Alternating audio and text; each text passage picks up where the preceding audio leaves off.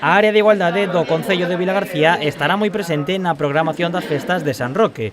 Co obxectivo de facer unhas festas inclusivas e sociais, realizaránse numerosas actividades para todas as persoas.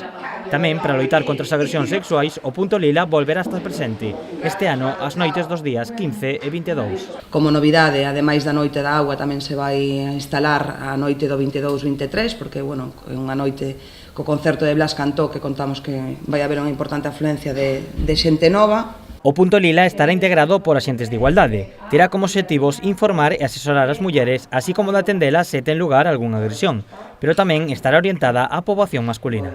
De como poden axudar cando unha muller se encontra en esa situación e tamén como poden axudar respectando a decisión dunha muller cando di que non.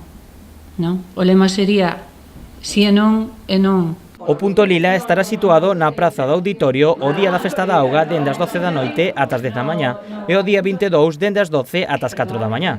Pero antes se porá un punto de información preto do concerto.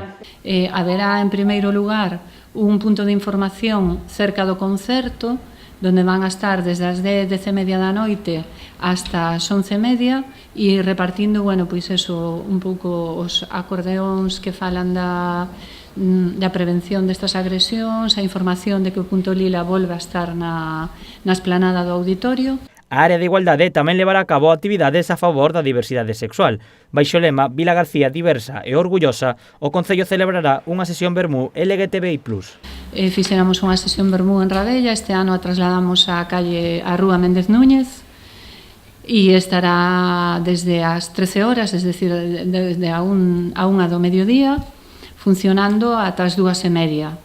Estará a señora DJ e dúas drag queens, a dragqueen.g e a drag queen Ketipin.